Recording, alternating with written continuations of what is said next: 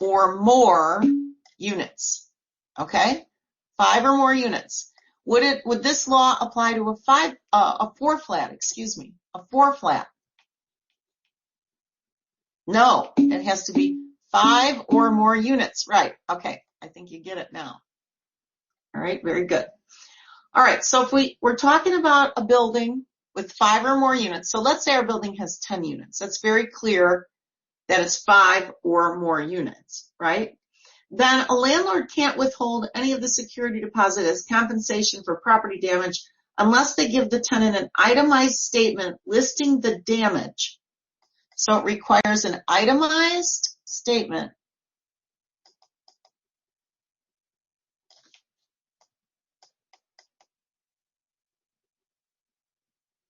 listing the damage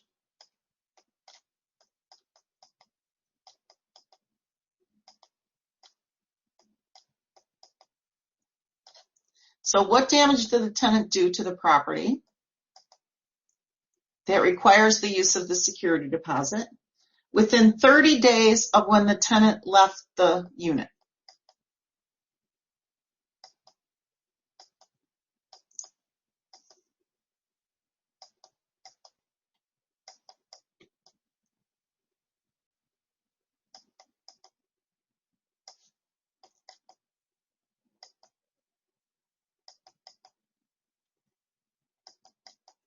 All right, and then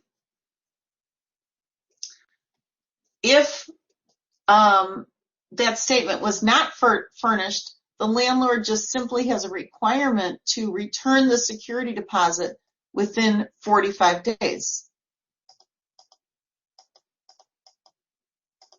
So they either have to give the statement saying, here's the damages, right? Here's the damages that you caused, and this is why I'm using this part of your security deposit to fix these damages. Or they have to return the security deposit within 45 days. Now, some students that have taken my class in the past have sat there and said, well, wait a minute. Oh my gosh, I vacated an apartment a few months ago and I never got my security deposit back. I'm going to send the landlord a letter that says, hey, you were supposed to return my security deposit within 45 days.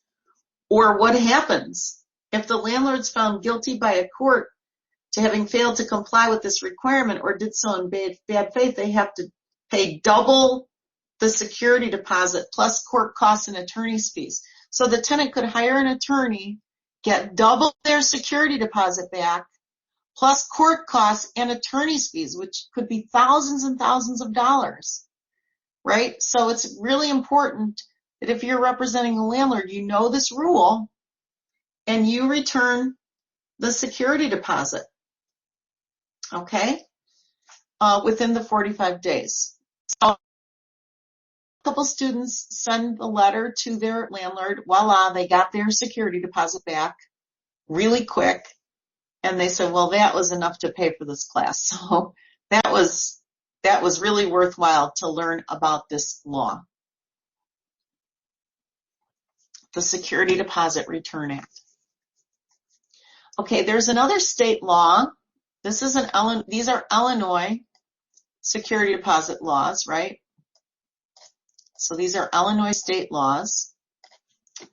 And there's another law in Illinois that pertains to paying interest on the security deposit. So when are tenants entitled to interest on their security deposit? Bottom of page 330. It said landlords who receive security deposits on residential leases of units in properties of 25 or more, so 25 or more units in the building or buildings. We'll talk about that in a minute. 25 or more units, and the deposits held more than 6 months,